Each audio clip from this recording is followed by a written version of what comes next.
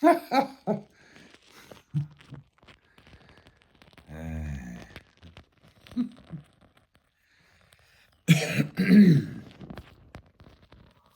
good morning.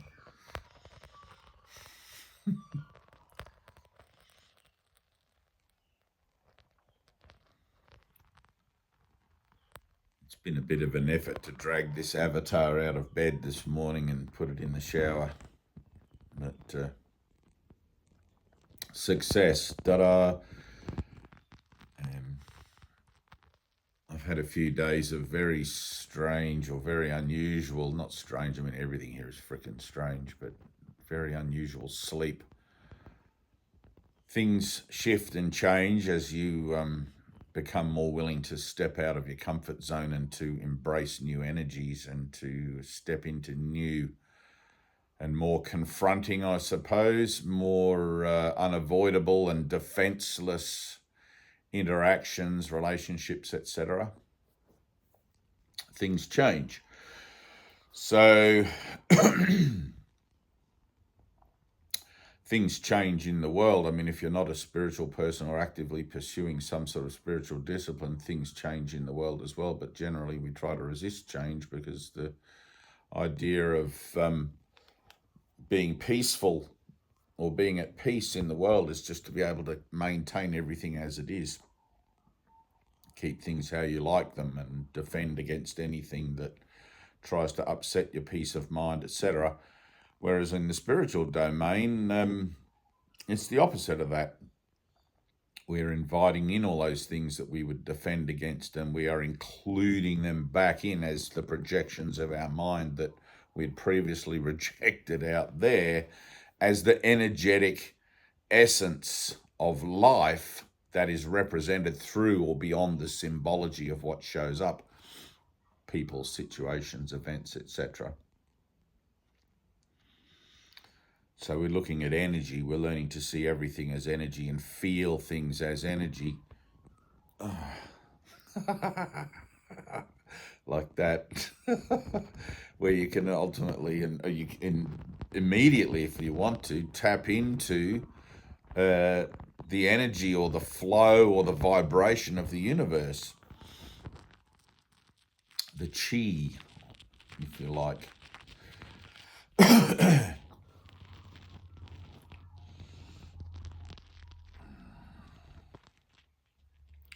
So my sleep, or I should say the body sleep, the cycles of sleep that the body rely upon is generally equated with having downtime or recovering from an energetic day if you're a person who likes exercise and that sort of thing. And you just sort of feel it. I feel sleepy and it's time to go to bed. And generally that takes a fairly regular pattern. But the last few nights, and I was talking to Tyna. Tina's a night owl. She stays up till like 1:30 a.m. and doing all sorts of whatever she does over there. And I'm usually in bed in the flesh by about 8 o'clock. Occasionally earlier, but and occasionally later, but not much earlier or later than that. And as someone who watches their cycles, as someone who is attempting to be more and more conscious of the cycles that I'm involved in for those trigger moments that come around again and again with different people's situations and events, sleep is, I guess, a cycle that you notice when it's out. And so the last couple of nights I didn't get to bed till 3 a.m. It's like it's a huge shift in that cycle, not a shift in consciousness. Well, I guess everything's in consciousness, but a huge shift in the playing out of that. And so I'm sitting there till 3 a.m. and not really wondering about why I'm still awake or anything, but just sitting in the acceptance of being still awake in the form. And I remember my teacher's teacher said, if you can't sleep, either read your book or do your lessons or meditate or watch a movie, because watching a movie is single-minded. It's a single action of mind. You're focusing on one thing. So I did a bit of all of those things. And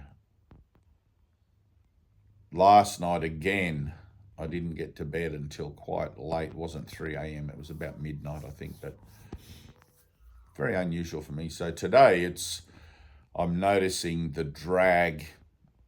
Well, it's like jet lag. I guess I flew to London once, and I remember we were at the Tower of London on the first day, and I was excited. We got off the plane, and we were full of beans, and got to the Tower of London sightseeing, and all of a sudden I crashed. It was like an incredibly, very fast come down to exhaustion or sleep or something. But it was kind of like that this morning. So this morning I went and dragged my bicycle out of the shed and pumped up the tyres and went for a ride on the bicycle. Don't really know why. It's not my usual thing, but the region around here on the mountain is very hilly, so you can't ride very far before you're either going down a very steep hill or up a very steep hill. So I went and had a little bicycle ride, and now I've just had a shower, and I'm feeling the energy of the day, of my awakeness, I guess, in the form as being very heavy, and you would think after exercise you'd be, I didn't do a lot of exercise. I don't actually exercise at all. I don't exercise my body or eat health food or anything like that at all, but I do have a bicycle, so sometimes I just get on it and go bicycling. Rarely.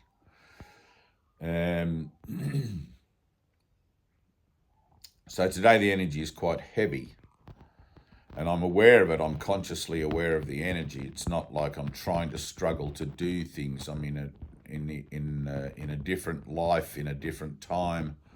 There would have been a Dave that would have had to get up and be about things and do stuff, and I'm just allowing for the energies of today to become grounded in my acceptance of them, and all that sort of thing. And sometimes that takes a minute. So I'm sitting here to make a video, and for me, making a video is very much the same sort of thing as meditation, rather than an internal expression of a willingness to be still and to listen. It's the flip side of that, as being the external expression of what comes from that listening, and how that transpires through words and symbols as part of the process of the spiritual discipline, I suppose. You're teaching and learning at the same time. The spiritual path involves a moderate amount of conscious expression, or perhaps a lot of conscious expression. Those of you who have a copy of the course will have noticed how wordy it is, and when you begin to teach this to others, as you're asked to do to the best of your own capacity, you'll find that, and you can teach it in many ways, silently or with words like I do on these videos, or through art, poetry, just being your most excellent self at work, all that sort of thing. But the teaching and learning is an all day, all night kind of participative thing. When you're consciously aware of that you are actually teaching and learning all day and all night, then your connection with what it is that you're teaching based on what it is you want to learn becomes more important to you. Because as you learn that if you teach separation, you get the results of that teaching, and you can teach it just in conversation with people. I mean, every idea expressed is representative of a dream of death or a dream of unity, a dream of oneness and coming together in single purpose. And you'll find as you go through your transformative process that you tend to flip-flop back and forth, and you'll come to do your lesson and you'll suddenly realize, oh man, I just spent an hour talking to the neighbor about how somebody did something and these people are bad because this happened and these people should be brought to account because of those things. And you'll realize that you've been participating in the dream of death and validating and endorsing energy around that, okay? The energetic expression or the energetic outpouring of all that kind of thing.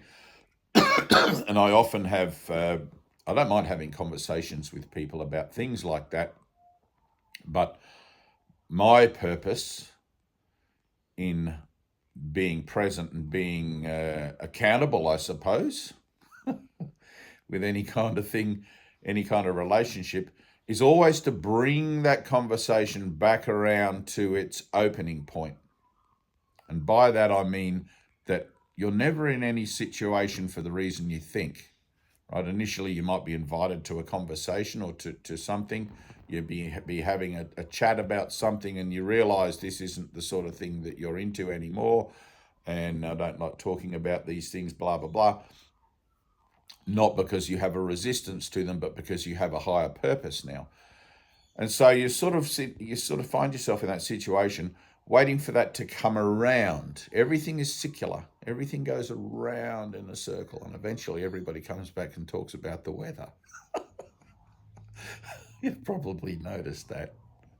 Well, it's a nice day. I might go and get on with something, you know. But you're waiting for that moment.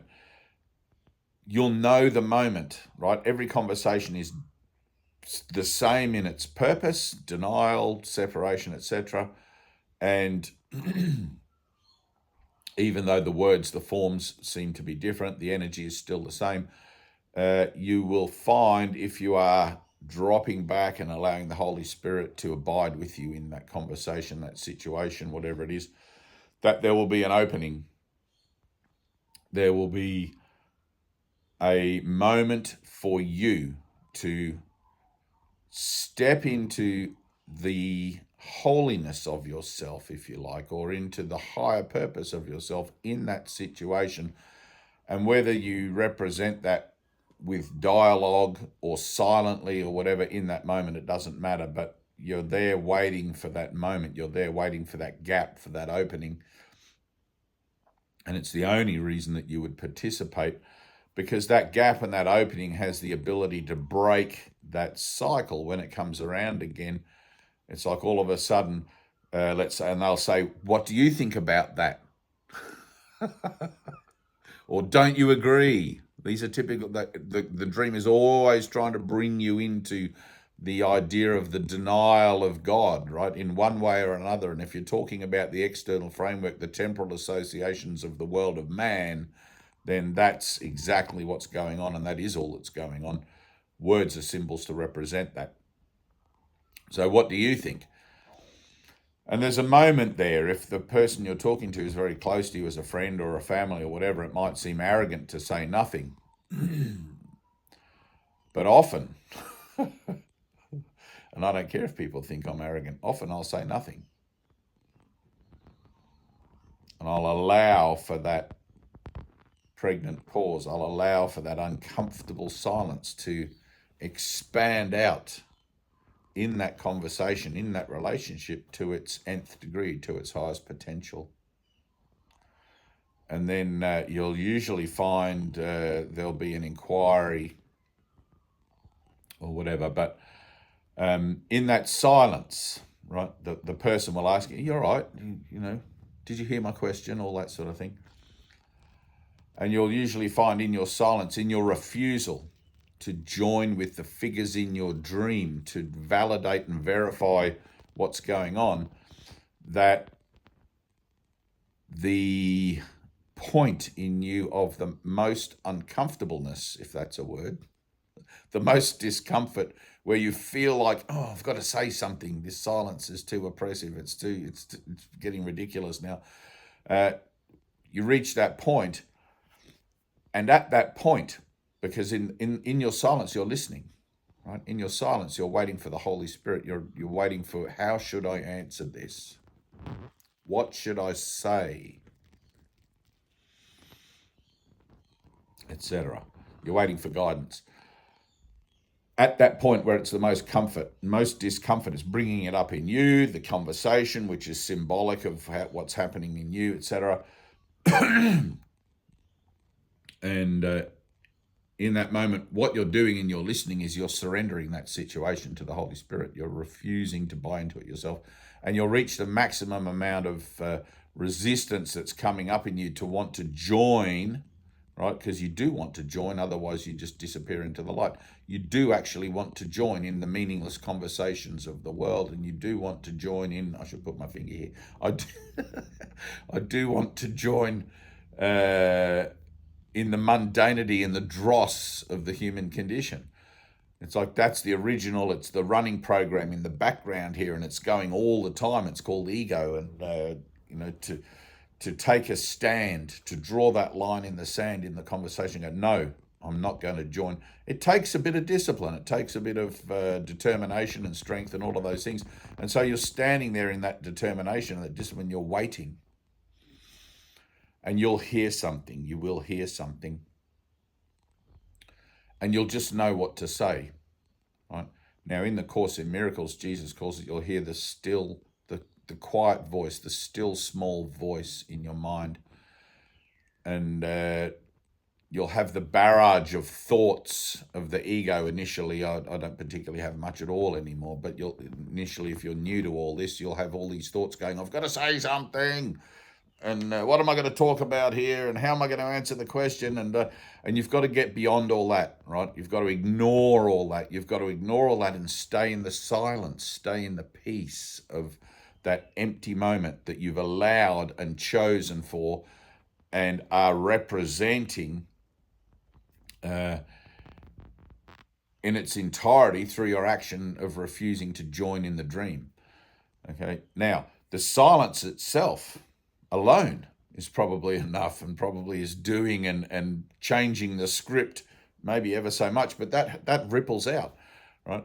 But what you hear can often be quite profound, quite astounding, quite odd, right? I've had things that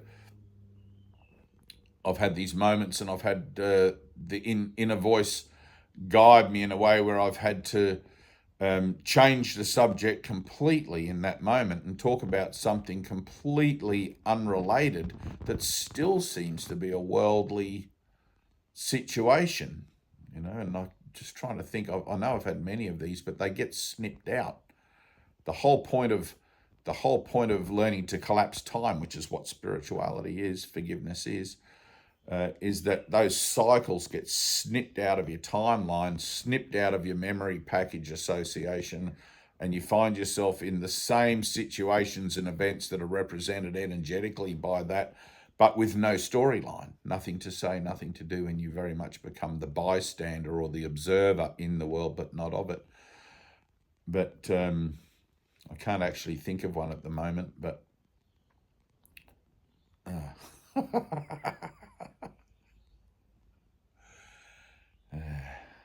yeah, all right. Just got told it's not necessary, so there we go. So in that moment, right, in the silence, you'll hear, oh, the example is not necessary, thank you. You'll hear the guidance that you get, and in that place, it's up to you to put it in, no matter how strange it might be, no matter how odd or how confronting it might turn that relationship and that situation. You insert into that place, And I know I often tell the story. It's a similar story Native American Indians. I used to have a blood brother who passed some years ago now from something, but and we were proper blood brothers. We did the whole Navajo chap, Joey. I never got his last name, but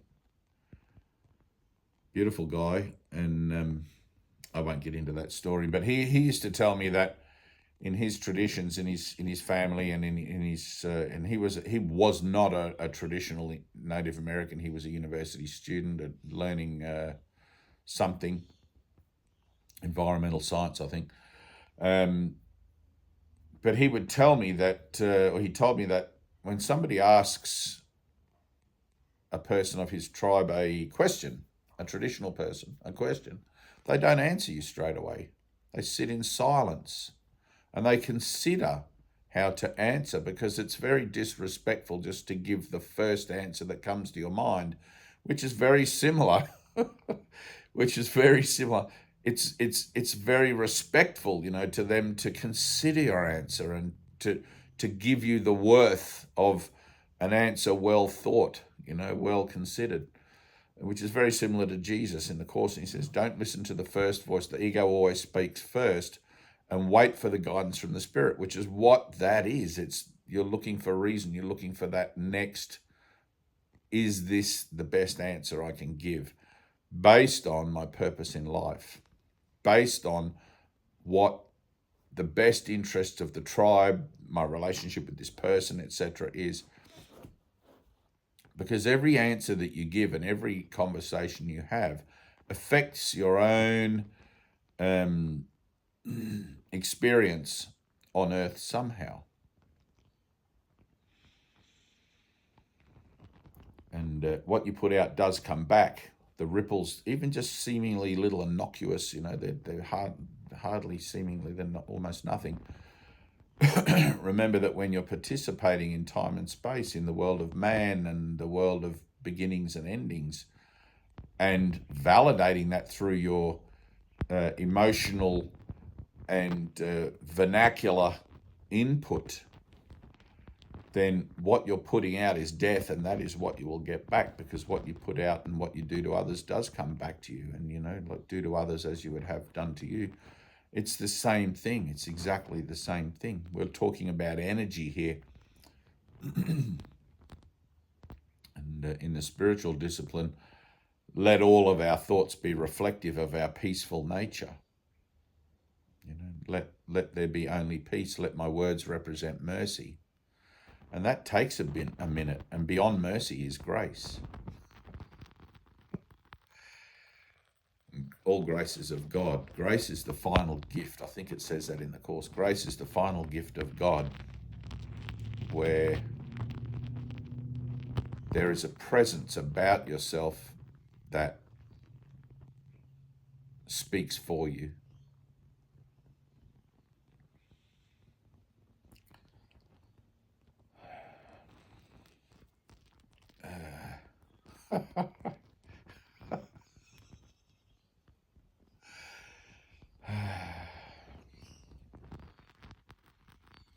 It's important. Jesus says, accept no compromise where death plays a part. Accept no compromise where death plays a part.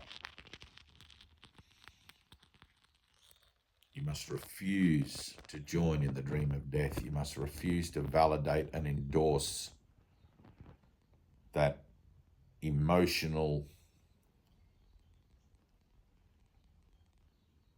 nonsense. It's really nonsense. It feels good to say that, to call it that. It's pretty accurate. It's just rubbish. Unless, of course, your purpose is death, and then carry on. You're probably watching the wrong video, which is impossible. All right, well, I love you. Just a reminder, we do have a Zoom on this coming Monday. Today is Saturday here in Australia, so in 2 days' time. It will be at 8 o'clock Eastern Standard Time. Tyna has tried to reach out to the people in the last video, or the last couple of videos, that have asked, how do we get involved in the Zooms? Because the Zooms are incredible to be in. They are free of charge, and they usually go for a couple of hours. It's a full participation Zoom. You're not just sitting there like some stunned mullet watching something. You're part of it. You get involved, and I will involve you and actively confront you, which is something a lot of people feel a little bit of resistance about. But if you're still feeling resistance about that, then you're not ready.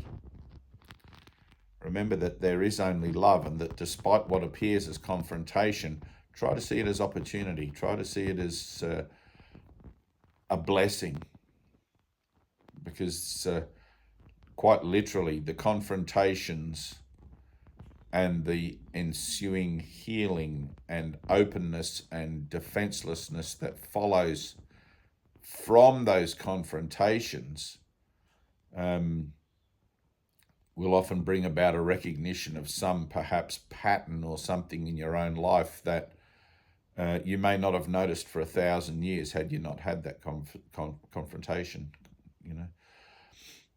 And I know confrontation sounds like quite a upfront sort of thing, but let's call it a conversation, a confrontation conversation.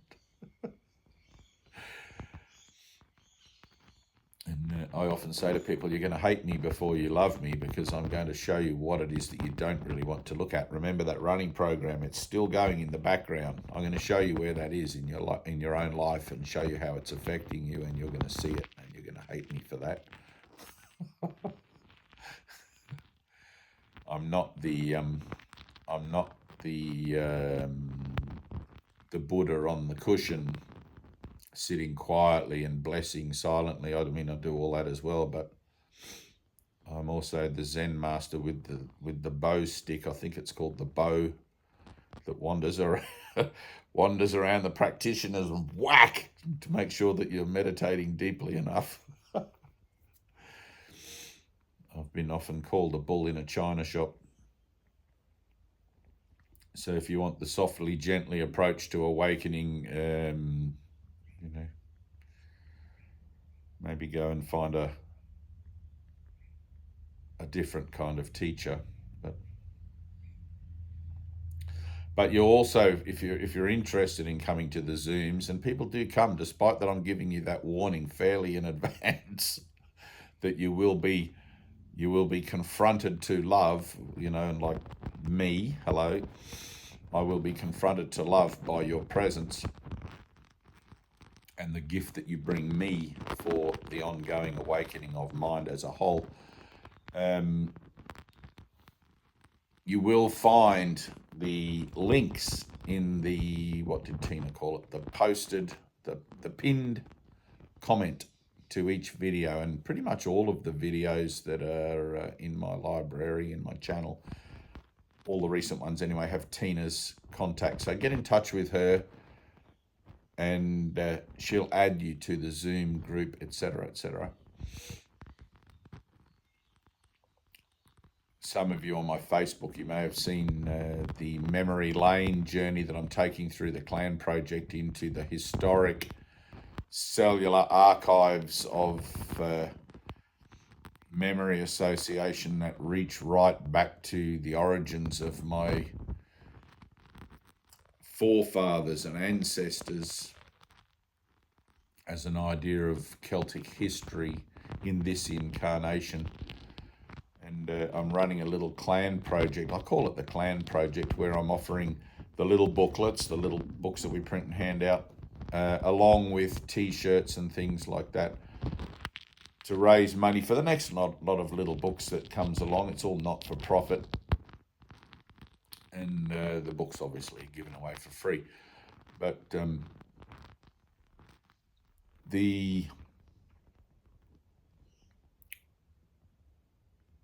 the conversation, like yesterday, I had a lady came to the stall, and this is just an example of that whole thing that I've just been talking about. I had a lady come up to the stall, and we've got the banner there that says, or I've got the banner that says Clan Mackay, or Clan. It just says Clan, actually, I think. I should know, I had it printed. And she read the shirt, Clan Mackay, which is the Facebook address, and because I used to live in the town of Mackay. And she said, "Oh, I'm Clan whatever it was, Clan McTavish or something. I can't remember now, but." And there was a moment. It was really quick. There was a moment of silence. I picked it. You know, she was looking at me for a response, and I just said to her, "We're all clan." And clan, of course, in Celtic means family. We're all family. We're all one.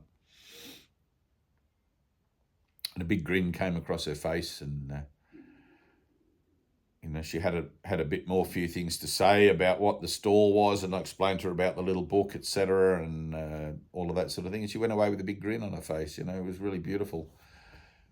But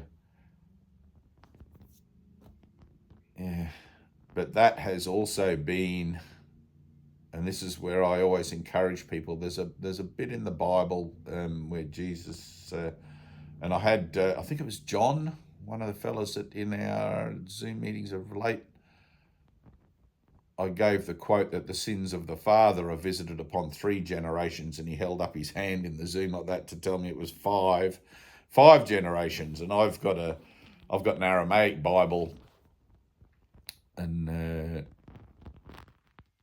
I think in different Bibles it may be differently, but I adamantly remember reading it as 3 generations, but 5. But anyway, and in looking at that idea of the sins of the fathers, or the errors, Jesus calls them errors in the Course in Miracles, which is nicer, the errors of the fathers. It's like, I remember my teacher Greta, my mother hen, my very first teacher of the Course in Miracles. And I remember her talking about the genetic lineage of, and we call it these days, what do you call it? You know, it's inherent. If you have a disease or something, it's a generational thing in a family. What's that called?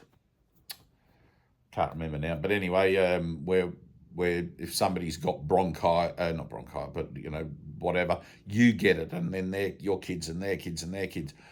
Well, all disease is a choice in the mind. All problems, all things that are genetic, that's the word I'm looking for, genetic. So let's just pick one for argument's sake. Let's just say you have, you're susceptible to some sort of a condition because it's genetic, and you know, your father had it, and your father's father had it, and his father had it, and everything goes like that. Well, it goes back to somewhere where somebody first had it, all right? And it's been passed down through the cellular genetic material of the sperm and the egg and all of that in the avatar, and you have an association with it. So you have your own individual association, and you have your genetic association and your world association, which is all a relationship. And so in sitting with these things, right, and a lot of people like to think that spirituality is so just pat, it's this and it's that, and it's not. It's everything. You have to allow your mind to be diverse and to open to it, to being inclusive of all the ideas that you come across in your own journey. And the sins of the fathers is one that's been quite prominent for me, because there is a genetic thing in the avatars of our family on my father's side that goes right back. And I have been diagnosed with it, and I really don't care about it. I'm not worried about any of these things anymore, you know, having healed of cancer by a miracle, etc., etc. And the miracle is to bring the mind to the realization of God and the presence of God and the utility of God in life, not for the healing of the physical condition, although that does transpire. That comes along as an effect of the miracle and one's connection, you know, with that force and that flow of life that we call God or love. And you know, so I've been delving into, and I might talk more about this at another time, but I've been delving into history as far as, not so I can relive the past or have stories to tell about the past, but as an idea of being open to what I might discover there that might bring up some emotionality, some energy around a particular idea related in the past, perhaps, that is affecting me in the future that I might be, or affecting me in the here and the now that I might perhaps be unaware of. Right now, there's a bit of a thing, it's a modern, well, I don't know if it's so modern, but past life healing and all of that sort of thing. And I guess if you wanted to look at it in that way, you could, but that's not really where I'm at with things. I'm not interested in healing past lives, because all healing is healing of the mind in the present, here and now, in that connection like that with the divine. All healing transpires in that. When, however, you are involved in your own transition, in your own purification process, you'll have things that show up for you that it's like in life, in ignorance, you'll have things show up for you that you tend to defend against or whatever. Well, now in spirituality, as I said at the start of this video, you know, the purpose of spiritual walking is not to be defensive against things, is to embrace and to open to things and to look at them if they need to be looked at. And the sins of the father is something I've been looking at through, and there's not much to look at in this particular case. I can't find a great deal of history about it or anything, and I've, you know, like I put some energy into it, which is what you do with anything, any moment of healing. You put some energy into it and some yes into it, and you put some opening of the heart into it, and you allow it to affect you. And so I've been going down this sort of rabbit hole of history about the Celts and following back a certain lineage that seems to have a resonance with me, seems to have a vibration that I relate to based on the stories and the associations of my immediate family and the family I remember who have now passed, etc., and things they've said, which points me in a certain direction. And it's very much a matter of feeling it out. It's hard to talk about it. I mean, if you were to, I'm not talking about tracing a family tree. I'm talking about tracing a history, a whole history of a race, of a species, of a association in the temporal order. And if you, like, I was talking to Tyna about it, and she has one with being an African, having an African avatar, and it comes fully loaded. Even as a little child, you don't choose these things.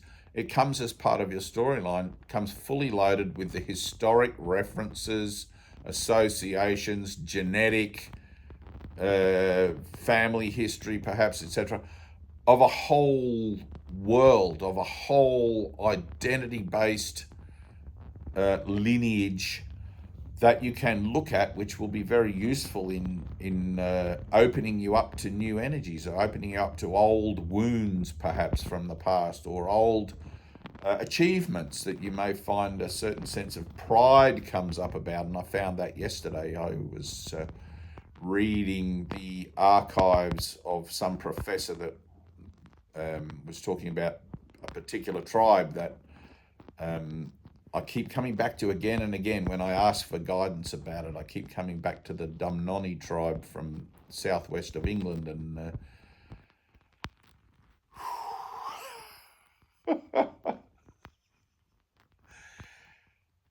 even now it's there. There's an energy there.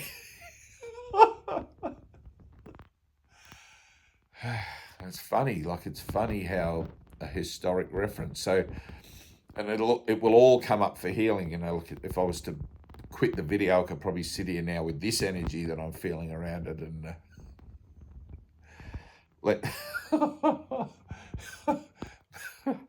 maybe I'll have to.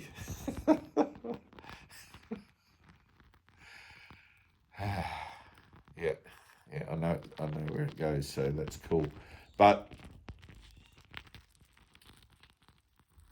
don't limit yourself. You know, like one of the achievements, and I'll give you this one. I know I'm waffling on a bit here, but the achievement that I found that I was incredibly proud of was that the Dumnonny were quite a peaceful people as a tribal people go. I mean, all tribal peoples have their scuffles with other tribes, but in general, quite a peaceful people. who were in the very early days of embracing Christianity, going from Druidism and everything. This is as far back as I've been able to go. In the very early days of embracing Christianity, 900 AD, etc., when they were finally conquered, I guess, by the Anglo-Saxons, the English. They were Britons. They were conquered by the English. But they put up a hell of a fight.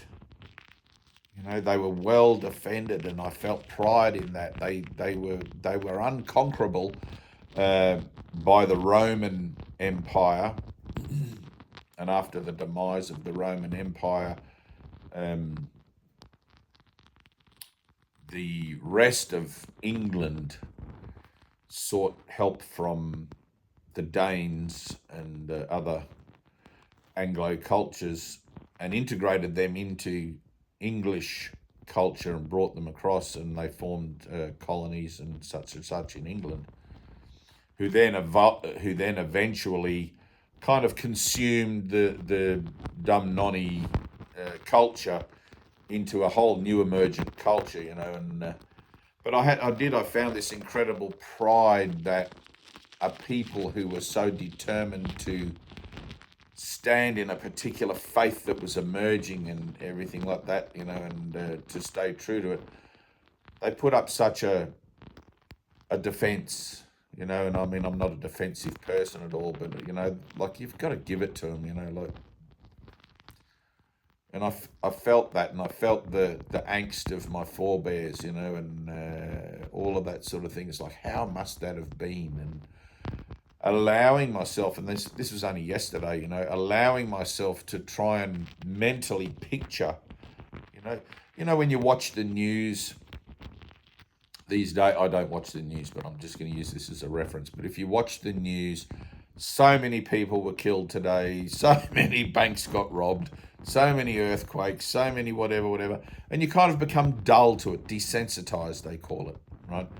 Desensitized, and you find yourself becoming more and more and more inert, and just becoming this kind of like dulled down, dumbed down version of somebody that once was so full of life and so joyous. History is like that. We tend to want to not know about it, because what can it do for me now? What does it have to offer? What is there in the past? I mean, ultimately, in the spiritual pursuit, we're looking at the past as an idea of letting go of whatever it brings up. Just as in our little 80, 90-year lifespan that we have, particularly maybe here in this incarnation, we become so sedentary in our ways and familiar with our ways that often, and this is why they say travel broadens the mind, right? Often if you have something occurring that is outside of your spectrum, out of your comfort zone, it opens you up again.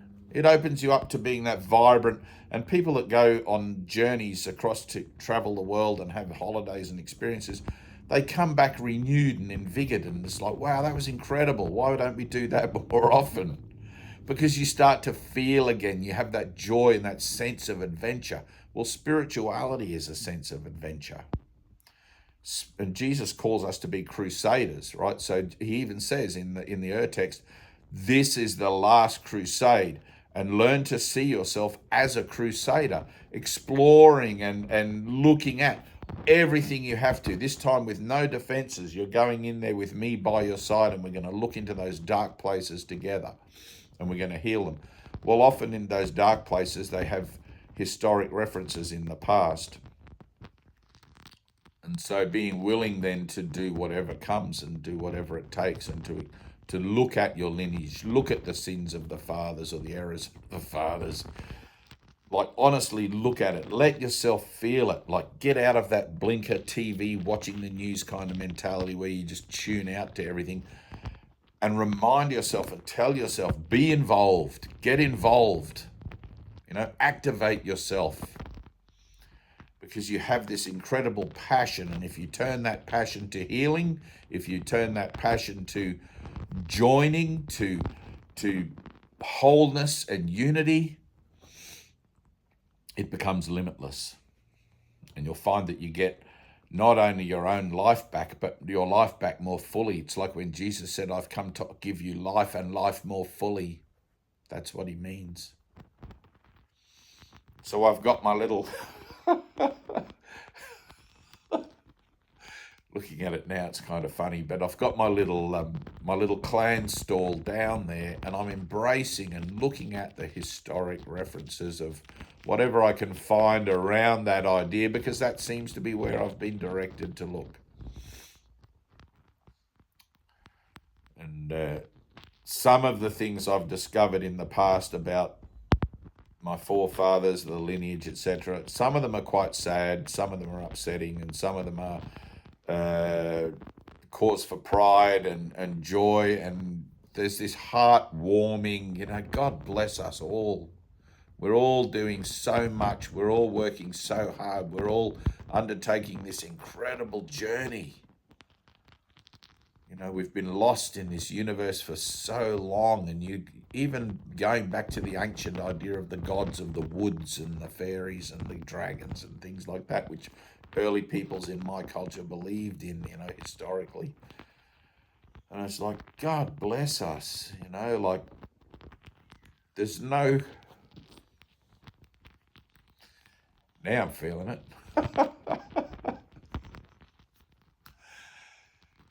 There's no cause for judgment.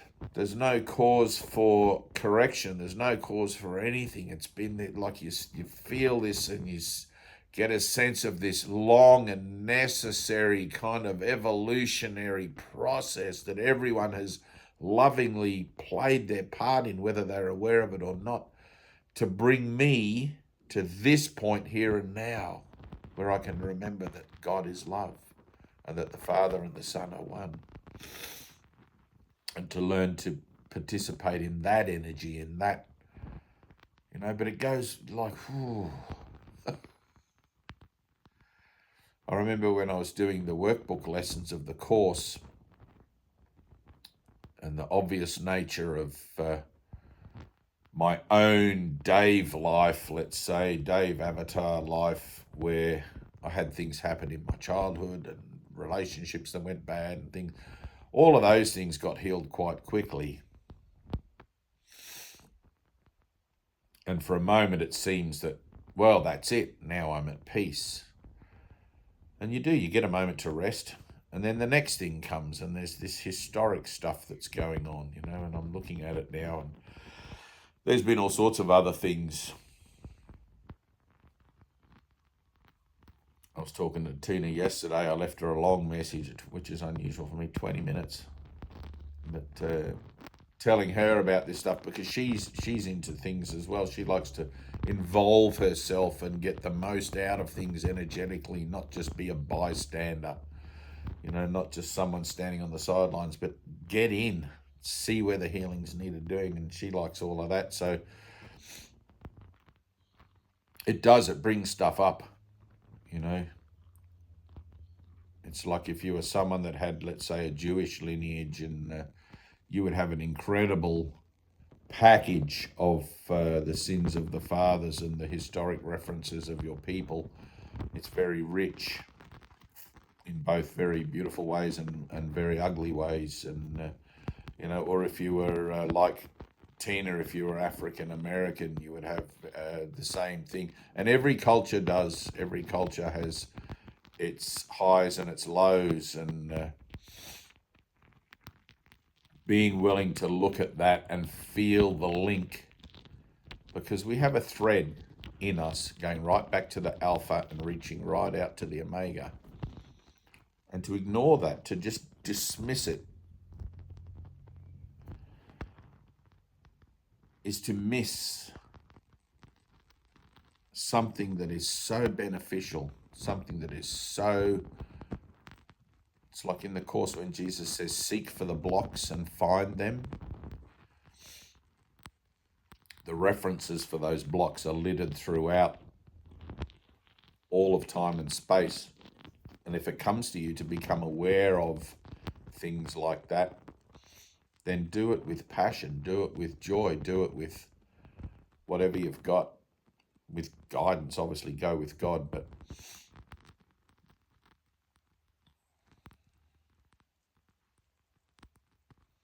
I remember many years ago, 2005, I travelled to, 2005? 1995. 95. Travelled to England briefly for a few months to visit family there, and my surname is Phare, Phare. This is a couple of years before my awakening. The 95? It's hard to find your timeline once you've been doing all this healing stuff. But anyway, it was before my awakening. And I remember my aunt and uncle were driving us around. They took us down to the docks at wherever it was, Plymouth. And just as happen chance, we were going to an inn or a pub for lunch or something, I think. And just by happen chance, I mean, they see it every day, I suppose. They don't think about it. And they go, oh, this is the spot where the Mayflower left. We went to America. And here's a chart, here's a plaque with all the people that were on the Mayflower. And there at the bottom, I think it was at the bottom or almost at the bottom, was Cabin Boy, Phare, Phare, same name. And there's quite a few of my kin in America, you know, and the Phares came from all around that area of Plymouth, and again another link to that whole dumb nonny, you know, like that whole people in England don't move much. They all sort of born, grow up, and die, and their children the same village after village after village for hundreds and hundreds of years. Whereas here in Australia, I think we've got such a vast country, we tend to move around a lot.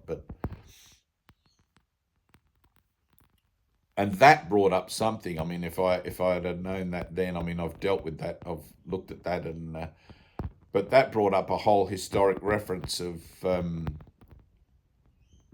stuff that sort of had fingers pointing out towards America. You know, for me as a family thing, as a cellular kind of like, wow, that's, you know, there's an association there. But it didn't go anywhere. I looked at it and it didn't go anywhere. I actually did reach out to a couple of people by the same name, Phare, in America, and found out that, yes, we were actually related, and went right back to a particular, as far back as we could, like 3 or 4 generations in England. And there was a kind of a sense of how cool that was and a thing. But there wasn't any real, I didn't feel any real passion or any real energetic around it as far as having it be a continuance or having it be something that led to something, if you know what I mean. And I kind of dropped it as a line of inquiry or an interest. But this particular one, it went like, I've not been able to follow the thread back any further or look at that idea any deeper. That's probably a better way to talk about it. But yesterday, a whole bunch of stuff came up, still coming up today, obviously, and that'll continue to process for a few days, no doubt. My teacher used to say, it usually takes about 3 or 4 days when you go through a shift, when you go through a release of energies, and they're present. It's present memory. It's not in the past. It's like everything's not linear, alpha to omega. That way, it's like, spin it around, look at it this way. It's present now. It's like that whole thing of cleaning up that association to the past, etc. It's occurring now. It's not something that you have to go and find. Well, if you do it, you do, I suppose. A lot of people will do that past life regression and sort of thing, hypnosis and all that sort of stuff. But I find you don't need all that stuff if you just in the natural course of listening, you'll be directed where you need to go and what you need to look at. But if you do enter into some kind of regressive therapy, so be it. I mean, everything's useful and everything is helpful, given its purpose, you know, of healing.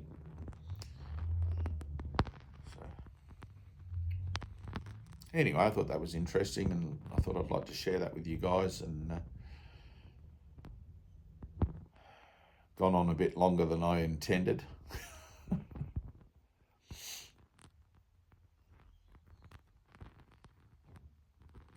Anyway, see you in the Zoom on Monday. I look forward to it.